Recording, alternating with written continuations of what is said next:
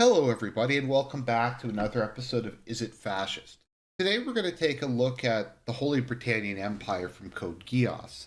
Now, I get a lot of requests to look at monarchies, which makes sense because a lot of absolute monarchies, or even just kind of conservative authoritarian regimes, have a lot of overlap with fascism, especially if you get into some more modernizing monarchies like the Prussian monarchy or the Meiji Restoration. You could even point to the somewhat similar conservative authoritarian regimes, although they were a lot of them were technically monarchies. You know, something like Francoist Spain or Horthy's rule over Hungary.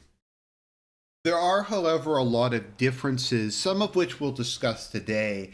But as far as monarchies go, the Britannian monarchy is definitely one of the more fascist ones. It definitely gives more of that vibe, and it's more ideologically consistent with fascism than a lot of other regimes we can think of.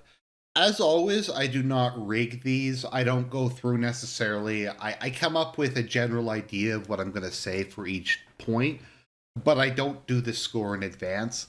My guess, based on the fact that it is an absolute monarchy with fascist characteristics, is this is probably going to be in the para-fascist category. But once again, let the chips fall where they may. Let's talk about the Holy Britannian Empire. So, as a side note, something I've noticed about the Japanese is they're very bad at writing any sort of political ideology or religion. I think what that comes from is they don't live in a particularly political society, and maybe that's kind of a weird thing to say, but they've more or less been governed by the same party with, to my knowledge, two interruptions since the end of the World War II period. That is the Liberal Democratic Party in various different formations. So they don't really have much of an experience of there being a competitive political process. The actual ideology of the Liberal Democrats appears to be some sort of vaguely national conservative orientation. Sometimes it's more neoconservative. Under Shinzo Abe, it was more kind of a bit more reactionary and a bit more nationalistic. But it tends to be a fairly pragmatic national conservative party that just more or less dominates politics.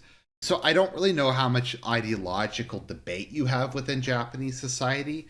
There is an active communist party, there is an active social democratic party, but I don't know realistically how relevant those are. I also think Japanese society is fairly non religious, or at least things like religious theology doesn't really seem to matter that much to a lot of East Asian religions. It does matter at least somewhat in Hinduism and at least somewhat in Buddhism. But generally speaking, Eastern religions are more focused on practice and the idea of reciprocal relationship with whatever spirit you're dealing with. That is, you do this, you get this, than any kind of metaphysical framework or something like that. So I do find whenever the Japanese try to talk about religion or a political system or something, it tends to be very watered down and generic. It is more of just them kind of taking random aesthetics and throwing it together. So some parts of this I'm just going to have to fill in the blanks like I always do. So the Holy Britannian Empire, trying to look up the lore, it's kind of confusing and some of it seems kind of contradictory. To the best of my knowledge, it appears that Britain, in one form or another, either was able to drive off the Romans when they attempted to conquer it, or Budokai's revolt succeeded and they were able to drive out the Romans after a brief period of occupation. It does seem, however, that the Britannians appear to be some form of Anglo Saxon. Maybe the Norman conquest never happened because a lot of them seem to have more Germanic names than modern English people do. You have like Gino Weinberg and Bismarck Wallstein and just kind of a bunch of other ones mixed in with like Ashford and Statfeld and kind of more what you would associate with being English names. So that seems to have happened. Queen Elizabeth I wound up having a son, and the Tudor dynasty continued with Britain embracing a more kind of absolute monarchy. Nelson eventually lost at Trafalgar and the Britannian monarchy was forced to flee to the colonies. Benjamin Franklin had been bribed with a earldom, so the American Revolution had failed. Once the Britannian Empire made it to the transferred their capital to the New World, I believe Pendragon is around where Washington D.C. is. Although the maps in this show can be rather inconsistent, as some territories are sometimes shown as part of one superstate and sometimes shown as part of another. And I'm not sure it's really due to any sort of border change. But they immediately embraced manifest destiny and quickly overran most of North and all of North and South America. New Zealand appears to be colonized, as is the Philippines. The status of Australia is uncertain, and we don't know what happened with India or Africa. I think India is fully part of the Chinese Federation. Whether it always was or not, I'm not sure. Nor am I really sure what the status of Africa is, although I think it was mostly colonized by Europe United. That being said, modern Britannia is an absolute monarchy in which the emperor holds in 100% of the political power, with what little delegation there is seems to be to members of the royal family, in particular the children of the current emperor. Schneisel, for instance, is prime minister, and the rest of them seem to serve as either governors of the various regions or key military and civil officials. I would imagine that other branches of the Britannian family, like cadet branches or such and such, would be important figures within the government and wield considerable power. The actual how much of the country is controlled as independent, semi-independent fiefs, I'm not really sure about. Nobility certainly exists and they enjoy a lot of privileges, but I'm not sure if like the homeland, for instance, is divided up into fiefdoms and most nobility owns their own plot of land, or if they receive certain tax farming rights from an area, kind of like the Timurat system, or if they receive a state pension. It's not particularly clear, but it does seem that all power rests within the monarch, and it is absolute in the truest sense of the word. And the nobility, I believe there's some sort of House of Lords and Senate. It's not very clear. My general impression is that within Britannian society, all power is with the monarchy and the royal family. The nobility hold privileged status, but not particularly much political power. And the common people are kind of like the proles in ancient Rome. They're there solely for labor, breeding, and serving in the army. One of the biggest questions that we have within the context of the show is, why is it called the Holy Britannian Empire? Was it a Christian confessional state? Is it still a Christian confessional state? Obviously, Charles hates Christianity, as he explicitly states a number of times, and we have St. Darwin Street and stuff like that. I don't know, though, if that's just Charles being kind of an iconoclast, or if Britannia's been like that for more than 100 years since Darwin's theories first came out. It's very unclear. My guess is, and from what I've been able to look up online, either Britain has some sort of Gallican Catholicism, where it's been massively, a lot of the powers have been transferred to the emperor, and they maintain something like that, or it's some sort of extreme form of Anglicanism in which the emperor is semi-deified, and they have some sort of Caesaro-Papist thing going. So I think it's safe to say that the Britannian Empire is probably majority, if not super majority, Christian. I would guess that it's just the current regime and Charles's particular brand of Darwinist LARP that's made it so sidelined and kind of a discouraged practice within the empire. So, that being said, giving that brief kind of introduction, let's start taking a look at the various criteria and seeing if we can determine if Britannia is indeed fascist. So the first principle, or the first criteria we're going to look at, is an ideologically syncretic mixture of reactionary conservative and revolutionary progressive ideas. This is one of the most clear-cut cases I've ever seen. The Holy Britannian Empire leads the world in terms of technological development. Immense sums of money seem to be put into the creation and investment in new technology. We have the current emperor who's embraced this weird form of social Darwinism that's been merged with kind of classical concepts of class structure. You have a society that is super sci-fi and advanced, but at the same time retains a very kind of archaic feudal structure where nobles wield immense amounts of power. A lot of the aesthetics are very kind of conservative. You have a lot of this, just the memes like the Knights of the Round. The capital's called Pendragon. Everything's named after a either a city in the old world or some sort of knight from Arthurian myth. I think the anthem even says something to the effect of Britannia, where traditions are maintained. You could argue that this might be in the category of a government that's a lot more just kind of reactionary or conservative. And the concept of having revolutionary progressive ideas is a bit of a stretch. I'm not including the empire under Lelouch because it would actually go from being reactionary conservative to just purely progressive. But I think with the current emperor and his hard on for Darwin, it's pretty safe to give them a point here. Identitarianism with a clearly defined in group and out group.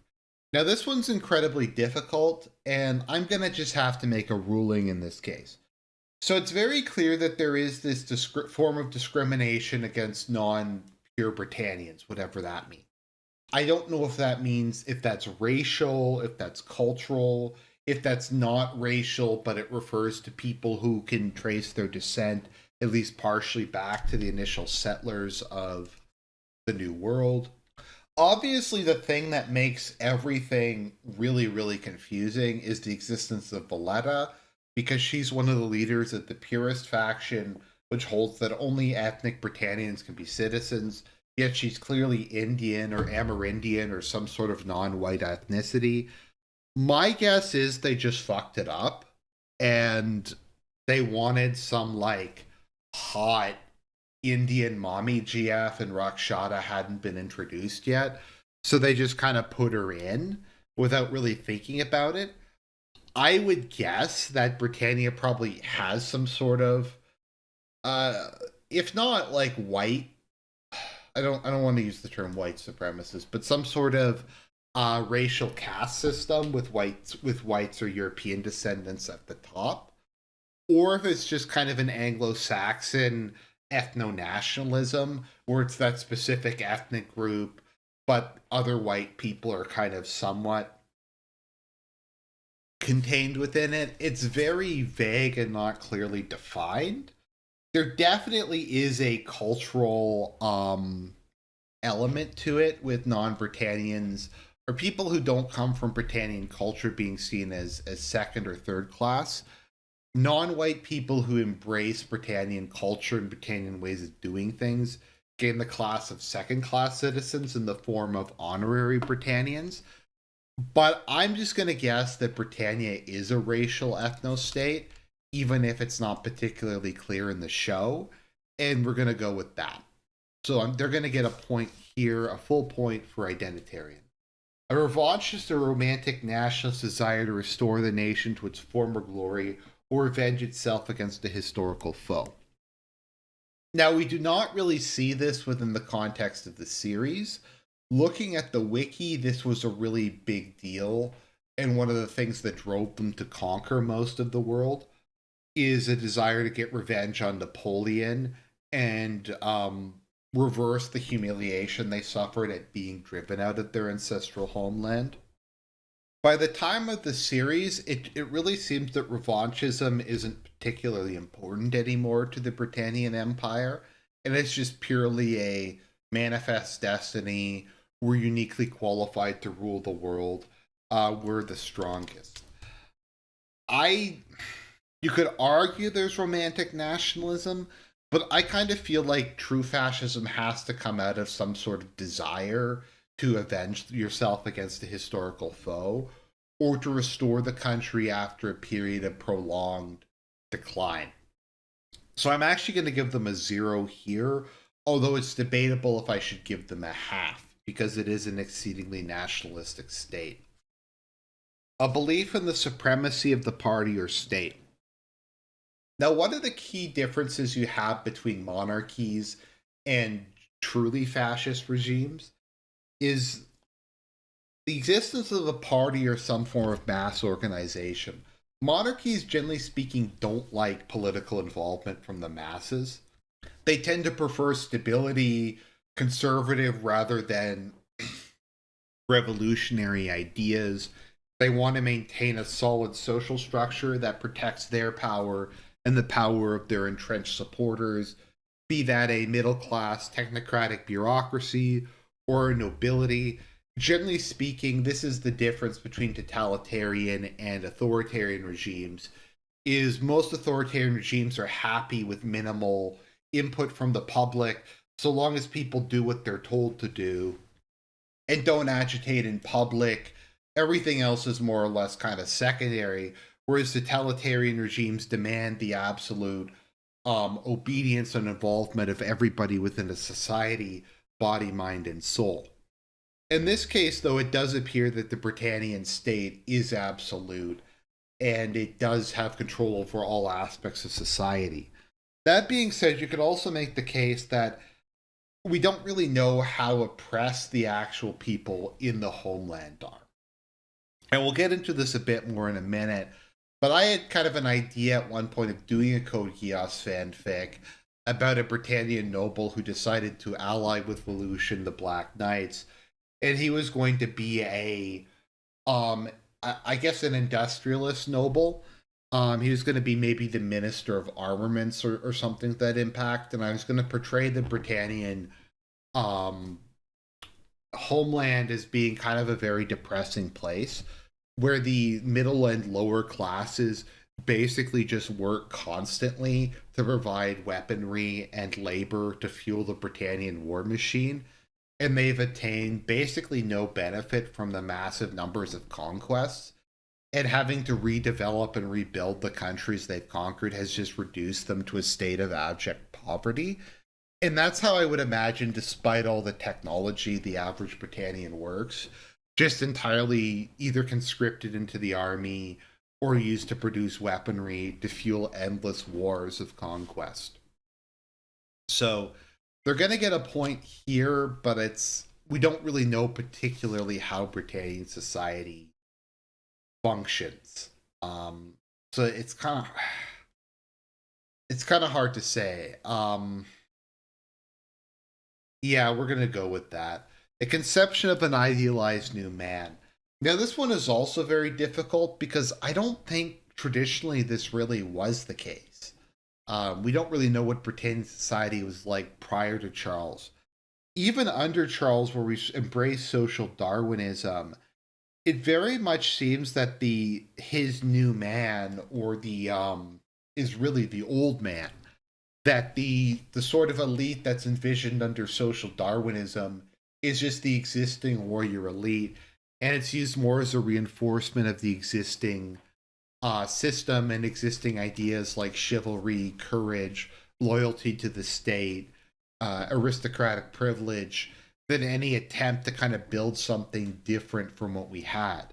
You could argue that Charles's personal ideology with the Ragnarok connection and all that nonsense does constitute a sort of new man. But once again, I think their idea of what the ideal person is a lot more reactionary than any kind of attempt to create a new identity. A foreign policy that places national self interest above ideology or morality. Once again, this is one that I've changed a bit over time. I think this one makes more sense. I mean, this is 100% the case. We're going to ignore Charles's like desire to conquer the world, to get access to mystical sites, to I don't know, do the human instrumentality project. I kind of think that's nonsense. Britannia is an imperialist power whose goal is world domination and the conquest of territory that can be used to fund its endless war machine. It's one of the most clear cut cases of an imperialist state I've ever seen, so it definitely gets a point there. And indifference to or marginalization of economics, 100%. Like I said, I would imagine the average Britannian who's not an elite in the colonies lives in a thoroughly miserable life. I doubt there's any kind of labor regulations or social security net. And despite Britannia being an immensely wealthy, advanced country, I really doubt the average person enjoys any of that. I could also imagine that it's an economy that's constantly teetering on the edge of collapse. Nazi Germany's economy, for instance, was incredibly unstable and inefficient. It mostly survived because it was able to keep conquering new territory and extracting resources from it. The actual economy was run on massive amounts of debt, um, forced labor, all kinds of other stuff. It didn't function particularly well. It was a very effective way of rapidly rebuilding German industry and getting the country ready for war. But in the long term, it was going to be a mess unless Germany privatized some things and shifted more back into consumer goods. And Britannia, I very much get that vibe from. Also, conspicuous consumption appears to be a massive problem. A masculine approach to problem solving, focusing on decisive action. I mean, do we even really need to go into this? Britannian soldiers are shown to be extremely impetuous, to charge often almost without orders, to seek personal combat and personal aggrandizement over everything else. Britannia, at least until we get it kind of into Schneisel, tends to deal with everything by just punching it in the face and relying on its superior military forces. So this definitely applies. Encouragement of mass political action, often the form of political party or other organization. No. To me, one of the overwhelming characteristics of fascism is the concept of class collaboration, in contrast to communism. Under communist or left wing socialist governments, there's very much the idea that there's a natural antipathy between the different classes, that capitalists, workers, intellectuals, bureaucrats, um, farmers, all these people have natural antipathy towards each other, and society is locked in a fight between all of them. The revelation that Mussolini had is that the Italian capitalist and the Italian worker have more in common than the Italian capitalist and the Chinese capitalist, or the Italian worker has more in common with the Italian capitalist than they do with the Chinese worker. That race, culture, ethnicity, religion, and national identity matter more. Britannia does not seem to really have that. While there is indeed Britannian nationalism and some sort of racial discrimination in favor of ethnic Britannians, their society demonstrates the complete opposite of class collaboration. Even if Britannian citizens are treated a lot better than numbers are, no nobles seem to have complete and total power and be above the law. The lower classes are viewed as subhuman, and I doubt there's really any form of welfare or programs to try to benefit the lower classes. Likewise, I would very much doubt that there's any desire to get the lower classes involved in politics at all. Um, I doubt there's really political parties or anything resembling that. So this is going to get a big fat zero. Vanguardism, or the belief in elite intergroup to safeguard the new order slash revolution. Now, this one is extremely difficult when you're dealing with an aristocracy, because it can be argued to a certain extent that is kind of like a vanguard, isn't it? It's an elite inner circle whose job is to safeguard the current order. But does it necessarily have to be the safeguarding of a revolution? Can the vanguard just be aristocrats who are trying to kind of um, maintain their power?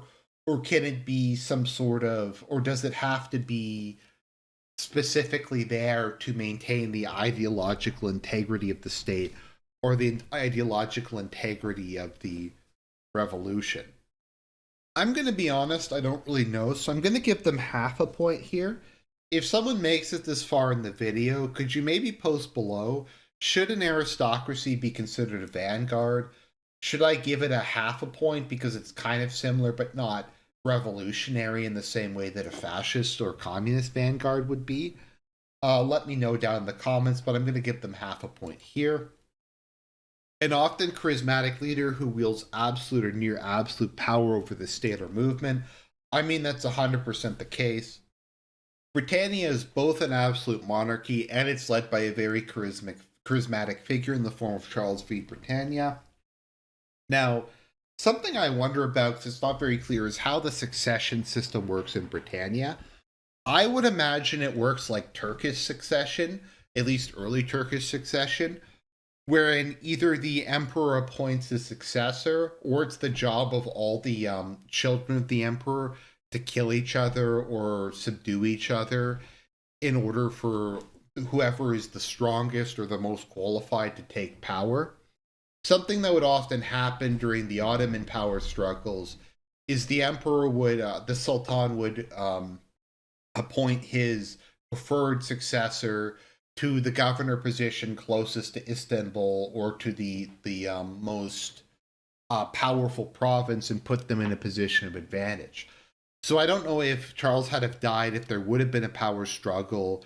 I don't know if they practiced primogeniture and Odysseus would have just succeeded him.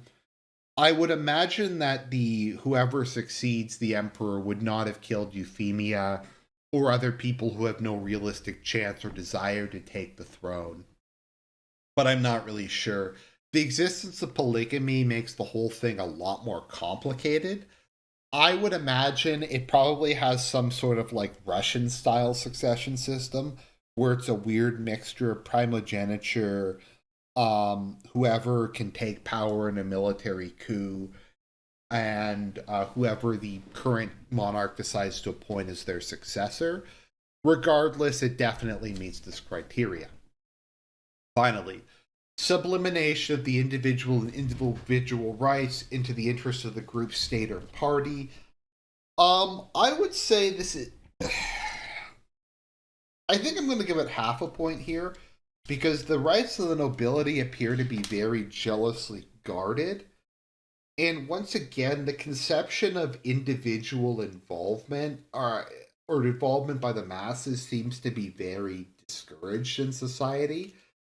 There is a rather large focus on legal procedure in the show, and it does appear that individual rights do matter, at least with regards to normal criminal proceedings and business and stuff like that. At the same time, it is a totalitarian state where the government can more or less do whatever it wants. So, that being said, we're going to give it a half a point here. And let us sum up our total. We have 1, 2, 4, 5,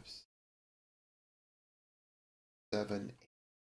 So, with 8 points, the Holy Britannian Empire comes in as being para-fascist, which is about where I thought it would wind up. Now, if we were to round a couple of these up, we might get it up to 9 points, but I think this is a pretty comfortable place to put it. I think most absolute monarchies will probably score lower than this and probably won't even be in the para-fascist category. This is kind of a unique case as it is very progressive and very revolutionary compared to a lot of them. Also, I think the emperor is deified more than they would be in a lot of other countries. But I hope I kind of made some of the major differences clear. Once again, there's a lack of public involvement. There's not really a party. Ideology doesn't really matter nearly as much as it does in some other societies. There's no class collaboration. We don't see any, like, kind of syndicalism or cooperatives or any sort of what we would generally consider to be fascist economic policies. I guess there's some form of state.